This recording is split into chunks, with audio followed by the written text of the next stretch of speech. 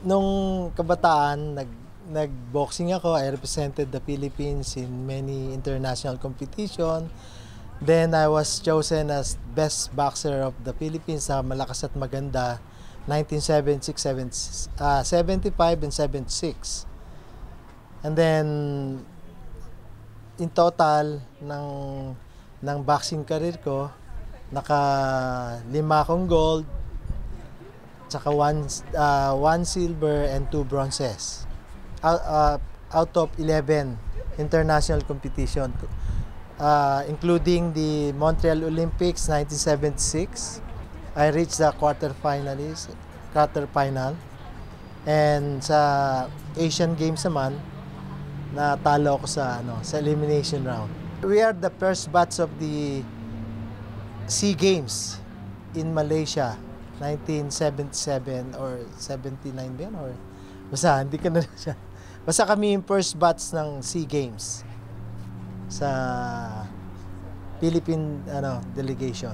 Brothers kami, no? 4 kaming Fortaleza brothers. So 4 kaming mga nagboxing, lahat kami halos gold medalist sa different tournament na boxing tournament, international tournament.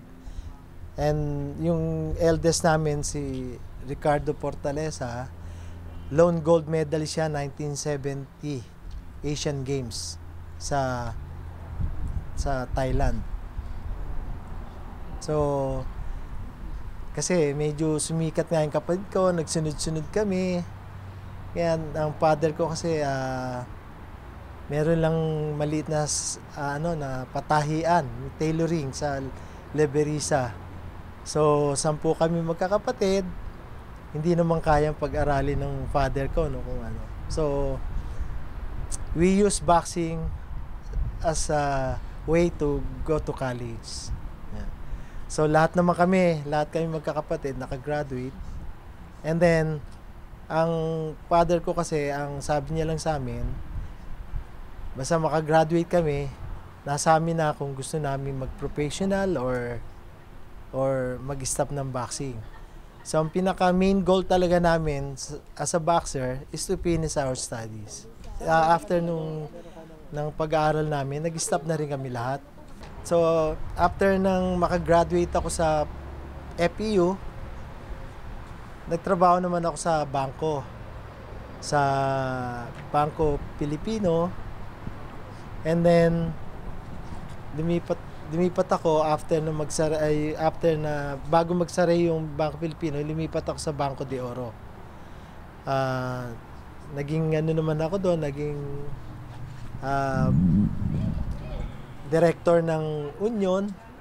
So naging active din ako sa Union sa atin, sa Bangko de Oro Union Association.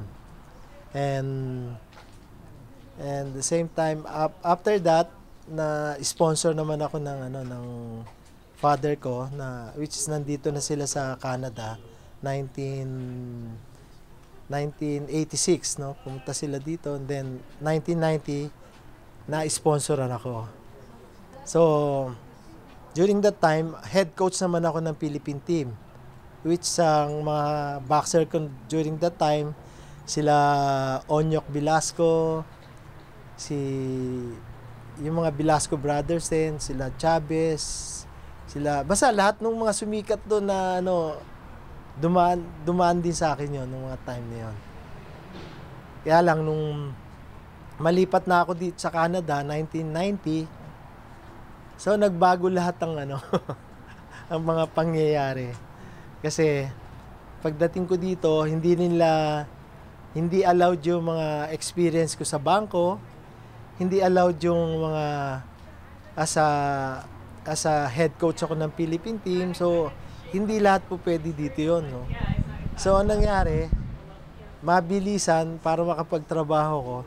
Nagtrabaho ko sa hospital as a building services ang tawag nila. So, sa una, akala ko yung building services, nagpipix ka ng mga ano, no? Yung pala, parang janitorial din. So, sa hospital, so doon ako na, ano, na nag-umpisa talaga sa hospital. Nagtrabaho ko doon ng mga, ano, siguro, almost 4 years din. No, na nagtrabaho ko doon na, pero maganda naman kasi yung swelduhan no, kumpara doon sa mga nagtatrabaho outside of the government, mas maganda yung ano, yung kita doon sa hospital. Pero siyempre, kailangan mag-survive tayo dito, tsaka maganda nga yung benefits and pasahod. So nagtiyaga ako doon sa hospital. And then after 4 years, in-encourage naman ako ng mga ibang kaibigan ko dito na pumasok sa insurance. So, that time, 1994, nag-license ako. And then, nag-start naman ako as a licensed insurance agent. During that time, active na ako sa Filipino community. So, marami tayong kaibigan, maraming until na 1996 may kumausap sa akin na gusto niya magtayo ng ng newspaper na tabloid. So during that time, akong ginawa lang as partner marketing. And then hindi naman din nag-last, mga after a year or two, so nag-solo na rin ako. At nag-hire ako ng editor, layout artist. Tapos ako rin ang naging marketing. So yan, pinagtiyagaan ko yan hanggang sa ngayon, naka 17 years na.